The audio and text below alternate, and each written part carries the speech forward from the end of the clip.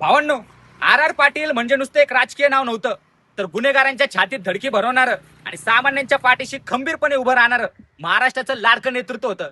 अरे आज तुमची सत्ता आली म्हणून लोक तुमच्याकडे जमत असतील, पण आमच्या आबांकडे सत्ता नसताना सुद्धा लोकांची गर्दी जमायची. अरे गावरान भाषेची जोड आणि छातीत वाघाचं काळीज घेऊन जेव्हा हा माणूस विधानसभेत डरकाळायचा ना, तेव्हा विरोधकांच्या पायाखालची जमीन सरकायची आणि बोट अशी थरथर कापायची. असा दरारा कायम ठेवणारा नेता म्हणजे आपले आर आर पाटील साहेब.